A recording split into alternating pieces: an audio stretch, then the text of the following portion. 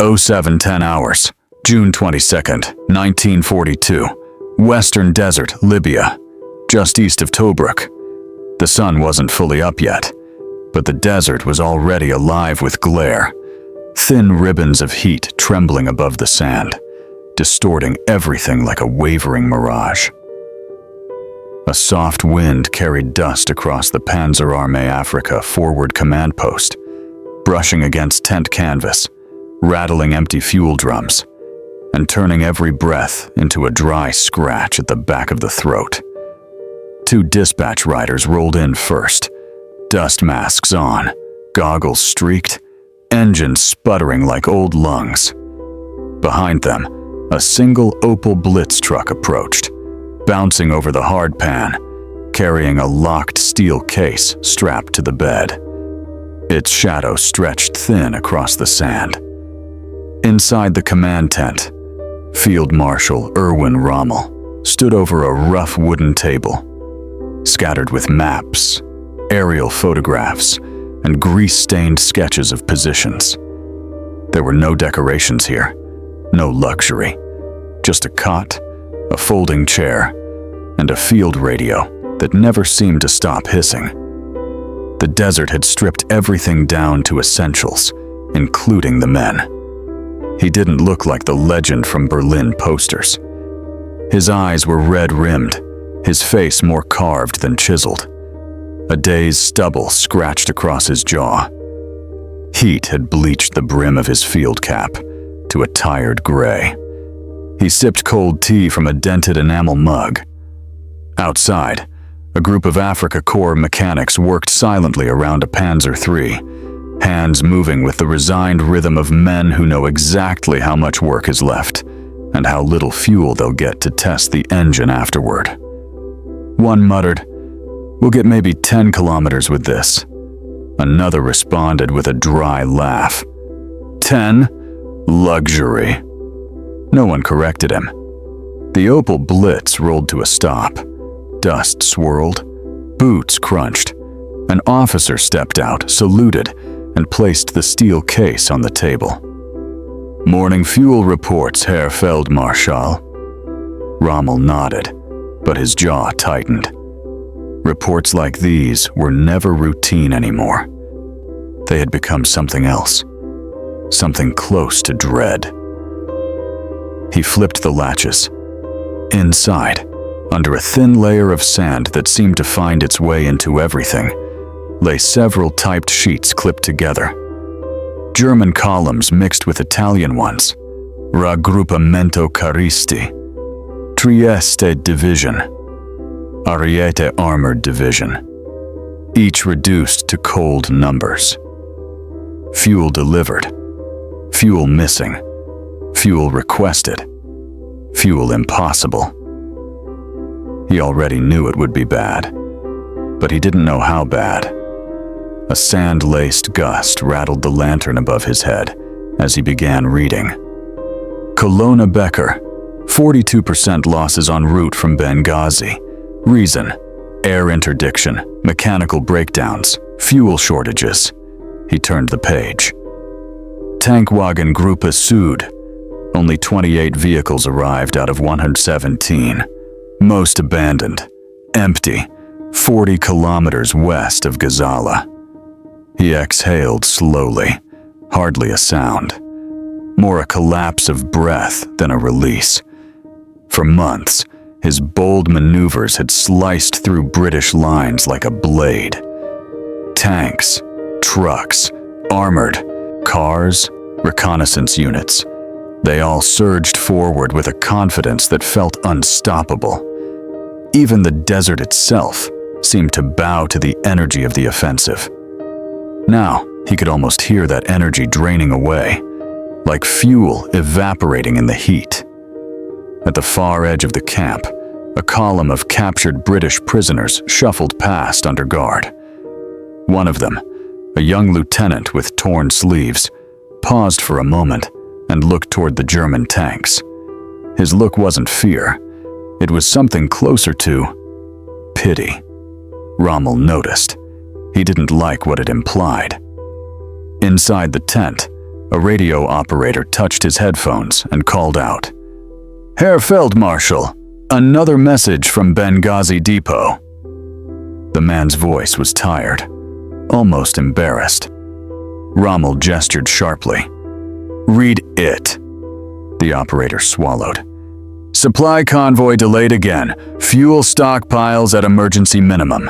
Recommend halting all forward operations." Silence.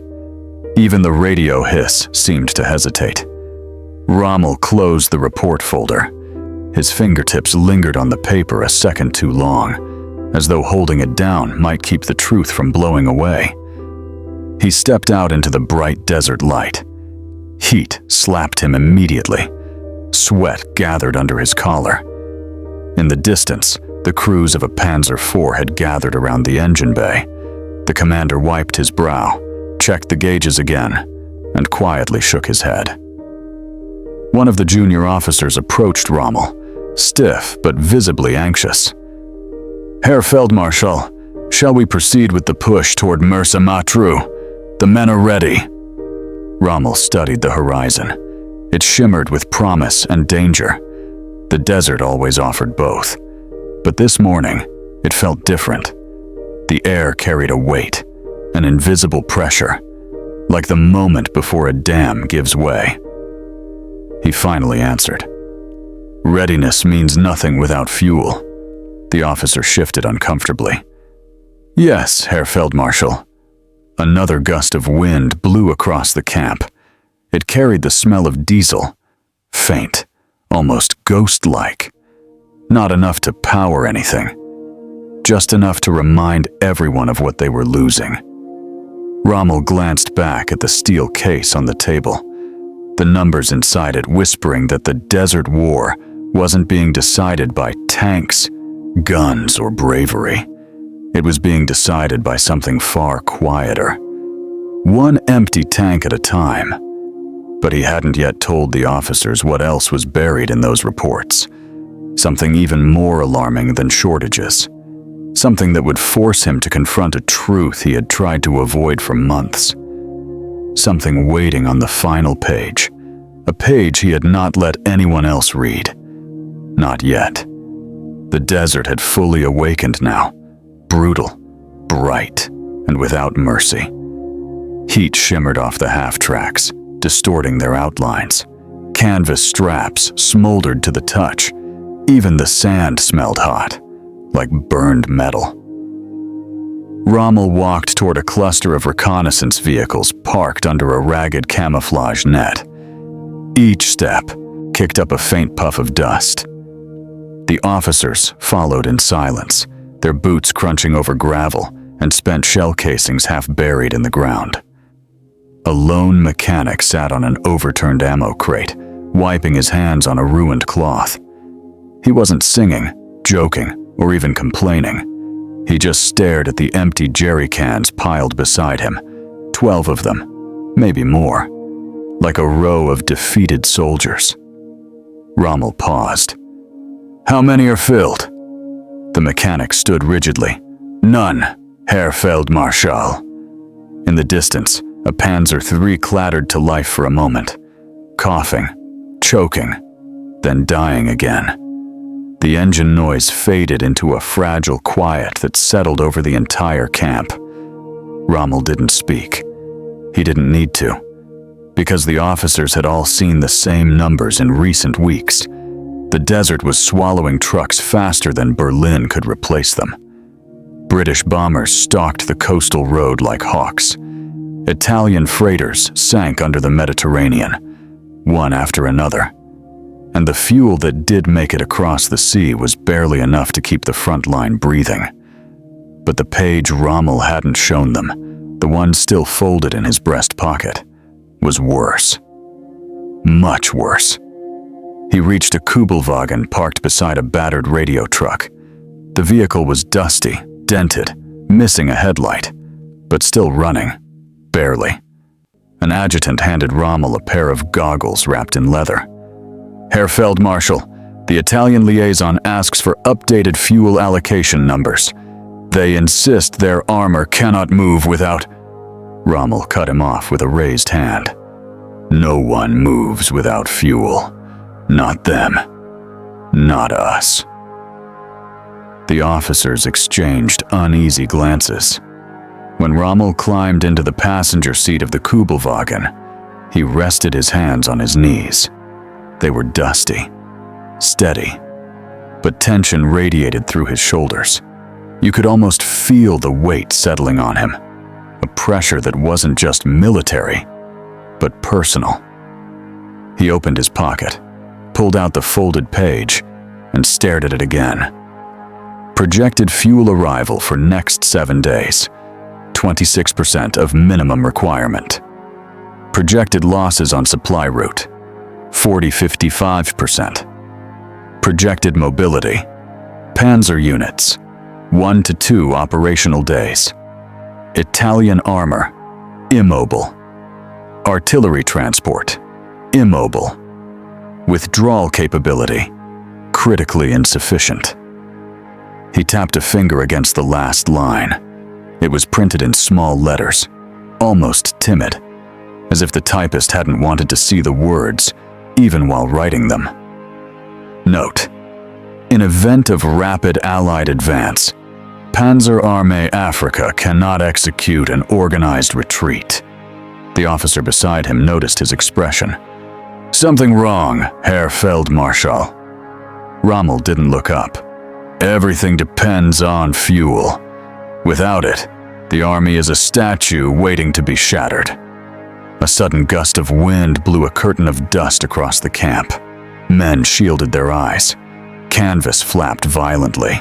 A distant column of Italian supply trucks crawled toward them, engines rattling. Thin, tired sounds, barely cutting through the wind.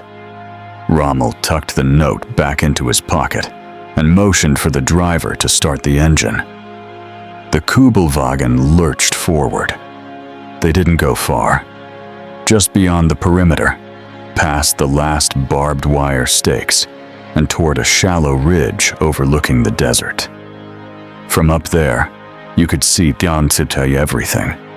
The sprawl of tents, the blackened remains of burnt-out lorries, the thin trails of smoke drifting from cooking fires, and beyond that, the shimmering emptiness stretching toward Egypt. A few camel thorn bushes clung to life in the sand. Nothing else moved. Rommel stepped out and walked to the ridge's edge. The wind tugged at his coat, carrying the sharp chemical tang of diesel fumes, but only faintly. Too faint to suggest abundance, more like the memory of fuel than the promise of it. He lifted his binoculars. Tiny specks, British reconnaissance aircraft, wheeled lazily in the sky. Watching. Always watching. Below them, German and Italian soldiers loaded shells, cleaned guns, tightened tracks. They still trained, still prepared, still believed. But belief doesn't power tanks. Behind him, Oberst Westphal approached, boots sinking slightly into the sand. "Herr Feldmarschall, the men are asking whether we resume the advance today." Rommel lowered the binoculars slowly. A harsh line of sun cut across his face, highlighting the exhaustion etched there. "The advance," he said, "runs on fuel, not courage." Westphal hesitated. "We can ration, shift fuel from rear units, borrow from Italian reserves." Rommel turned sharply. "There are no reserves." Westphal fell silent. For a moment, all you could hear was the wind dragging sand across metal. A vast, empty sound. Rommel looked back at the distant horizon. "If we strike today, we risk stalling in open desert, immobilized, exposed to RAF attacks, no withdrawal possible." He didn't raise his voice, but the words carried an unmistakable finality, the kind that made officers straighten their posture without thinking. Westphal swallowed. "Then what do we tell the men?" Rommel didn't answer immediately. He glanced toward the north, toward the Mediterranean Sea, where convoys were supposed to bring salvation, but instead brought only questions. Then he spoke quietly, almost to himself. "We tell them the truth. The desert is no longer ours. It is deciding the war in its own way." A shadow crossed Rommel's face as the sun climbed higher, because he couldn't ignore the next conclusion. Not anymore. If fuel wasn't coming, if mobility was collapsing, if retreat itself was impossible, then the moment was approaching where the desert fox would have to make the one decision he had always feared. A choice that could alter the fate of North Africa entirely. And the report suggested the choice was no longer days away. It was hours. By midday, the heat had turned punishing. Thick, suffocating. The kind that made metal too hot to touch and turned breath into something heavy. Even the flies moved slower. The camp shimmered behind a translucent curtain of dust and heat, as if it were fading into the desert itself. Rommel rode in a command car along the ridgeline, headed toward the forward artillery positions. The vehicle rattled over loose stones and old tire tracks. The exhaust coughed. The engine didn't roar, it whimpered. Every sound felt like a reminder, every vibration like a warning. Up ahead, the 88s stood in a half-moon position, barrels angled eastward. Their crews lounged in the shade of ammunition crates, sweating through their uniforms, boots half unlaced, faces cracked with salt. They looked like statues carved from dust. But when the command car approached, they scrambled upright. "Field Marshal!" someone called out, wiping his brow quickly and standing at attention. Rommel stepped out, returning their nods. One of the gunners offered him a canteen. Rommel took it, swirled the water, and sipped. It tasted metallic, warm, and slightly sandy. The gun crew sergeant pointed toward the distant horizon, where heat waves shimmered like ghosts. "We've seen movement all morning. British columns. Not many tanks, though. Mostly carriers and trucks." "And fuel trucks?" Rommel asked. The sergeant hesitated. "Yes, sir. Enough to keep them moving." A thin silence fell between them. Rommel nodded once, slowly. "Keep watching."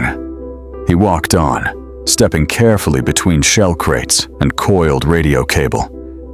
His boots left faint prints that the wind instantly tried to erase. A runner jogged up behind him, cheeks flushed, clutching a clipboard with trembling fingers. "Herr Feldmarschall, message from Italian command. They request immediate clarification on why yesterday's promised fuel redistribution has not arrived." Rommel didn't stop walking. The runner struggled to match his pace. "Tell them," Rommel said, "that fuel cannot be redistributed if it does not exist." The runner blinked, unsure whether he was allowed to laugh or cry. "Jawohl, Herr Feldmarschall." Rommel continued toward the crest of another low ridge. From there, the desert fell away into a vast plain, a pale, endless canvas of sand and broken stone, stretching toward Mersa Matruh. This was the direction of the advance, the direction of victory, the direction that had once seemed inevitable. He knelt, resting one knee in the sand. Tiny grains clung to his trousers, dancing in the wind. The air smelled of hot leather, diesel fumes, and sunburned earth. Behind him, a distant clatter of engines echoed, the sound of a panzer company trying to start their machines for the afternoon test cycle. Most engines caught weakly. Some didn't catch at all. A few seconds passed. Then another officer approached. Hoffmann, one of the more blunt staffers, holding a fresh set of radio decrypts. "Herr Feldmarschall, these came from..." Intercept. "British logistics. I think you should see this." Rommel took the papers. They were slightly damp, the ink smudged from sweat. He read silently. Fuel allotments, convoy arrivals, resupply nodes, RAF coverage schedules, projected Allied fuel stockpiles. Stable. The numbers weren't spectacular, but they were steady, predictable, flowing in like tides. Rommel exhaled through his nose. They have enough to move. They always have enough to move. Hoffman replied carefully. Their rear is shorter. Their lines are protected. Ours? He paused, gesturing subtly toward the west. Ours reach across half the desert. Rommel didn't respond. His eyes remained fixed on the horizon. From somewhere down below, a tank crew cheered as one of their engines finally roared to life. It was a hollow sound, thin, desperate, almost defiant. Other crews glanced over with envy. Then the engine sputtered, coughed, died, and the cheer turned into low muttering. Hoffman shifted his weight uneasily. Herr Field Marshal, morale is slipping. Rommel let the wind carry that admission away. The breeze moved like a whisper around them, warm, gritty, unsettling. He spoke without turning his head. Success blinds armies. In the heat of advancing, they forget the cost of momentum. They forget the fuel. He closed the British decrypts. For months, we believed maneuver was enough. Bold thrusts, rapid strikes, outthinking the enemy. But the desert is indifferent to genius. Hoffman swallowed. Then what do we do? Rommel rose to his feet. He dusted sand from his knee with short, precise motions. You could see a decision forming behind his eyes. Not a grand, triumphant strategy, but the painful clarity of a man whose battlefield has quietly changed beneath him. We adjust, he said. We restrain ourselves. We conserve every drop. Hoffman hesitated. With respect, sir, the men expect an advance. They believe we're close to breaking the British line. Rommel's voice hardened. Not loud, but final. If we push forward now, we may win a map. But we will lose an army. A gust of wind swept across the ridge, kicking dust into the air. It stung the eyes. The desert seemed to speak through the silence. Behind them, the afternoon sun glared hotter, flattening shadows, bleaching color from the world. Every vehicle below looked smaller, frailer, more mortal. Rommel looked down at his boots, tracing the faint marks in the sand, where the prints were already fading.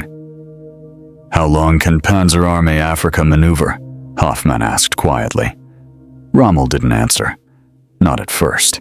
He waited for the wind to calm. Then he turned, looking directly at his officer. How long? Rommel repeated. Hours, not days. Hoffman's face drained of color. Hours? Rommel nodded once, expression grim. Yes, and there is something else. A distant rumble trembled through the sand. A vibration, barely beat, noticeable, but growing. Aircraft. Low. Approaching. And not German. Rommel's jaw tightened. The timing was no coincidence. The British had sensed something. They were moving. And Rommel knew that whatever came next, he would have to face it with tanks running on fumes and a retreat he could not execute. The rumble grew louder, a deep, throbbing vibration that rolled across the sand like distant thunder. Men in every corner of the camp lifted their heads. Some shaded their eyes. Others froze mid-task, hands hovering above tools and rifle straps. Rommel didn't need binoculars to recognize the sound. The desert had taught him to read engines the way sailors read waves. "Hurricanes," he muttered. "Maybe Kitty Hawks." The command car's driver looked up sharply. "RAF?" Rommel raised a hand for silence. They listened. The vibration deepened, coming in waves until the first aircraft burst over a ridge. Low, sun glinting off the wings, engine howling. Dust spiraled behind it in a swirling wake. A second appeared, then a third. Then a whole formation drove into view, angling toward the column of German trucks parked south of the camp. A few gunners scrambled. Others were too late.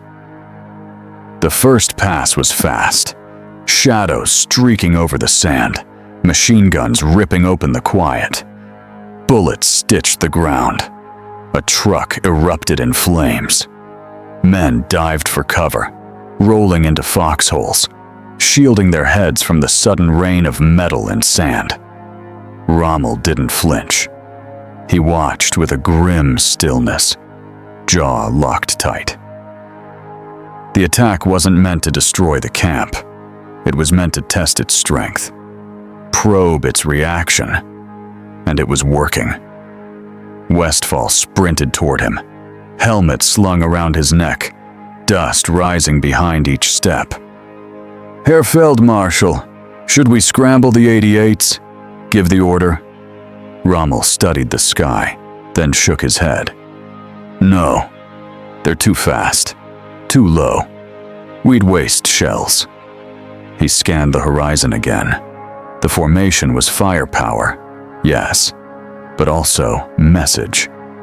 A quiet message delivered loudly. "They know," Rommel whispered.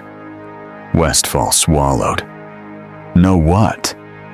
"That we can't move. They've sensed it. And now they test the edges." Another explosion rolled across the camp. This one from a fuel trailer struck on the second pass. A thick black plume rose into the air, the smell acrid, chemical, unmistakable. The men near it coughed violently, waving the smoke away. Rommel watched the plume twist upward. Fuel lost, fuel burning, fuel vanishing into the desert sky. Every second of that fire was another kilometer the army could no longer drive. He felt the realization tighten in his chest like a fist. A reconnaissance corporal ran up, panting. "Herr Field Marshal, the aircraft are circling back." Rommel motioned toward a shallow depression beside the ridge. "Get the wounded under cover. Move vehicles into the wadi. Don't cluster. Spread out." "Jawohl!" The corporal sprinted off, shouting orders. Men dragged crates, moved stretchers, pushed motorcycles and radio wagons into dips in the terrain. Sand scraped against metal. Engines coughed to life, then died again. Too little fuel to reposition anything far. The aircraft roared overhead for a third pass, weapons hot, but peeled away at the last moment, banking east. A test, a warning, a message. The pilots didn't need to destroy the Afrika Korps. They only needed to remind it that time was no longer measured in days or battles. It was measured in fuel cans. As the last aircraft dipped beyond the ridge, silence returned, but not the easy silence of dawn. This silence was tight, hollow, and buzzing with tension. Rommel dusted off his coat, then turned to Hoffman and Westphal. "Prepare the officers. We meet in the command tent within 10 minutes. Westphal hesitated. "Will you tell them everything?" Rommel didn't blink. "Yes, the fuel reports, the projections, the truth." Hoffman exhaled slowly. "They won't accept it easily." "They will," Rommel said quietly. "Because they must." The wind picked up, carrying the sharp scent of burned fuel from the truck still smoldering near the camp's edge. The smoke curled upward and dissolved into the bright, indifferent sky. Rommel walked toward the command post, boots crunching over shattered glass and cooling metal fragments. The men he passed didn't speak. Some saluted half-heartedly. Others just watched him with tired eyes. Eyes that still hoped for orders that could turn everything around. Inside the tent, the lantern swayed gently from the impact of the recent explosions. The steel case still sat on the table. The reports inside were exactly as he'd left them. Cold, quiet, suffocatingly factual. But there was something else now. A new radio message. It lay open, its edges weighed down by a sand-filled mug. Rommel lifted it and read it once. Then again. Westphal entered. "What is it?" Rommel handed him the page. The colonel scanned it quickly, his face drained of color. "Intercept. Allied forces detected reorganizing near El Alamein. Fuel supply steady. Armor concentrations increasing. Infantry reserves arriving by rail. RAF presence heavy." He looked up. "They're preparing an attack." Rommel nodded. "A large one." Hoffman entered next, carrying a map tube. "Herr Feldmarschall, if we reposition north, we might still—" Rommel raised a hand. "No. Listen to the last line." Westphal read it aloud, voice tightening with each word. "Allied commanders estimate Rommel will be unable to maneuver after 48 hours due to fuel collapse." Silence. Raw, crushing silence. Hoffman whispered, "They know." Rommel's eyes hardened. "Yes, they know. And they're counting on it." The wind outside pulled at the tent flaps, snapping them like warning flags. The Desert Fox stood over the map table, hands braced, shoulders drawn, tight. You could almost feel the tension radiating from him. Not fear, but something close to resignation sharpened into determination. He looked up at his officers. "Gentlemen," he said, "we face the one enemy we cannot outmaneuver." A pause. Heavy. Final. "Time." He slid the fuel projections to the center of the table. "And time," he added, "is running out." But he wasn't done. Not yet. There was still one decision he had to make, one he had avoided since dawn. And it would determine whether Panzerarmee Afrika survived the next assault, or died standing still. The officers gathered around the map table, their faces drawn tight, sweat clinging to their temples despite the shifting breeze. The lantern above them swung slowly, casting uneven shadows across the desert markings. Every line, every arrow, suddenly felt like a memory of movement rather than a promise of it. Rommel stood with both hands pressed into the table. The reports, German, Italian, intercepted British, lay spread out like a verdict. Outside, the wounded murmured quietly. Mechanics hammered at metal with growing desperation. Somewhere, a man coughed harshly, the sound echoing inside the canvas walls. The desert, the real judge of this war, waited. Westphal cleared his throat first. "Herr Feldmarschall, if we stay, we risk encirclement. If we go forward, we risk immobilization. If we withdraw," Rommel finished the sentence for him, "we risk collapse." Hoffman looked at the fuel reports again. 26% of minimum requirement.